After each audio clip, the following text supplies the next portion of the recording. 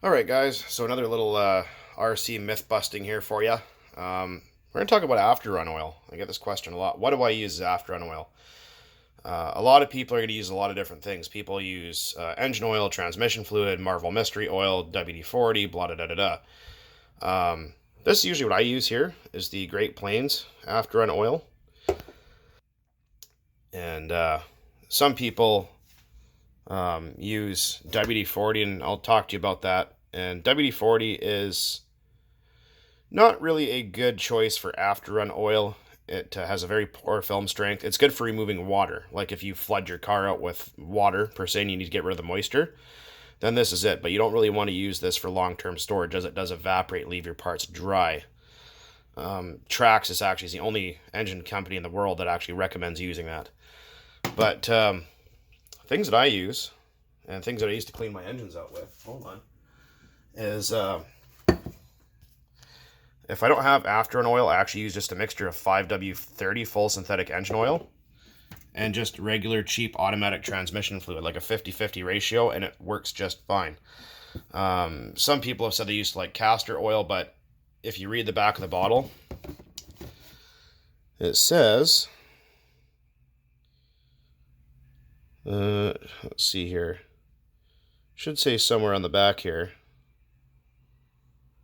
that is not for use for long-term storage. It's not after an oil. This is for mixing fuel. But anyway, some people say they like to use this as after an oil. You can, but it's not really designed for that. Like I said, that's fine. If you guys know who Rick from RB Mods is, he actually uses chainsaw bar oil, which I've never tried, but I'm going to, and I'll let you guys know what the results are. Anyways, a lot of people say, well, you can't let your RC car sit for more than a minute without after an oil in it. Like you have to put it in every time you go out, which is simply not true. You don't have to do that. Here's a tip I'll give you is when you're done playing for the day, you're okay, beer time, whatever, I'm going to go home. Run your car out of fuel. Make sure you try to start it a couple times. Make sure there's no fuel left in the tank, no fuel left in the lines. The engine won't start no more, and you can leave it sit like that at bottom dead center, meaning the piston is at the bottom of the stroke. For a couple of months, it's fine like that. I've left my stuff sit for 2-3 months like that. The lubrication packages in the oil now is a lot better than what it used to be. If you plug your exhaust to shut your engine off, then leave your car sit like that, you will push more fuel into your engine, and that fuel contracts moisture from when the engine cools down, and it's also corrosive. That means that you will actually rust your crankshaft and your bearings up if you let it sit like that. So yeah, don't do that. Don't stick your finger over the exhaust. Run it completely dry so it won't start, and you can leave it sit like that for about 2-3 months is okay. If you're going to be letting it sit for extended like 4, 5, 6 months, a year, whatever, then couple of drops of after an oil. You can put a couple down the plug hole, a little bit down the carburetor.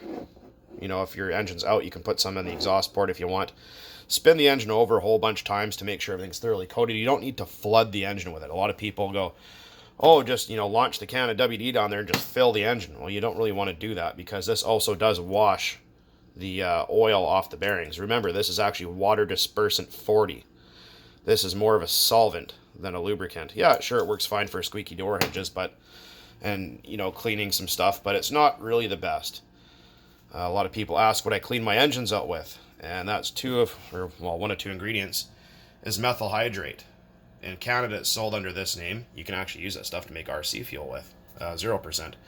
In the States, it'll be sold as denatured alcohol, which is the same thing. It's methanol, and it does a fantastic job of cleaning out all the varnish off or inside your engine. It'll make it look like it's brand new again. Or you can use the good old-fashioned non-chlorinated brake parts cleaner. That's important, non-chlorinated. Chlorinated stuff can eat rubber and plastic. You don't really want to do that. So per se, you go, oh, my engine's gummed up, what do I do? You can clean the outside first, and then take everything apart, get an old toothbrush, clean all your parts. You can use some Q-tips, make sure everything is perfectly clean and dry. And then you can reassemble with your after an oil, your Marvel Mystery Oil. You can use bar oil like Rick from RB Mods has suggested many times before. And basically put it back together. leave your glow plug in, plug your exhaust and your carburetor, and let it sit like that. I've had engines sitting for up to 5 years with just a mixture of transmission fluid and 5W30 synthetic. Never a problem.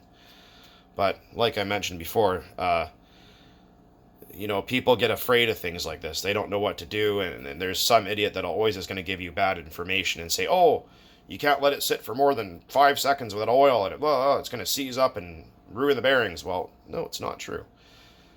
So just take that into consideration. I do have videos on how to take apart engines and clean them. You know, if it has been stuck, or, you know, it's sat for a long time or something, you guys can scroll through my videos and find those. But that's just my 2 cents on after an oil and the myths surrounding it. Like, you don't need to have it right away every time.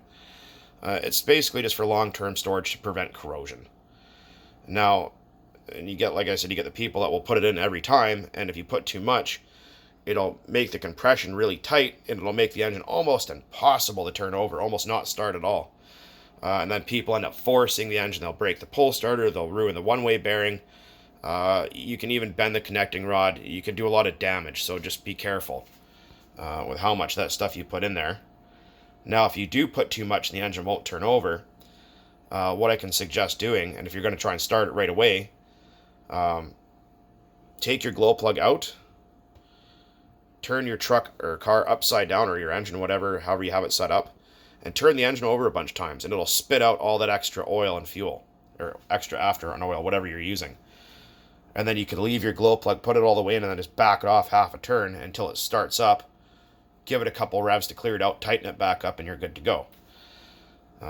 So that's what to do if you put too much. Like I said, you don't need a lot. You don't need to fill the engine with it. A lot of people think you do, and you don't. But anyways, you can get this stuff. Amazon, eBay has it. Most hobby shops have it. This stuff is great. Been using it for years. But it's up to you guys on that. But that's just my 2 cents and what I use and what's worked best for me over the years. And anyways, guys, keep burning nitro out there, and thanks for watching as always.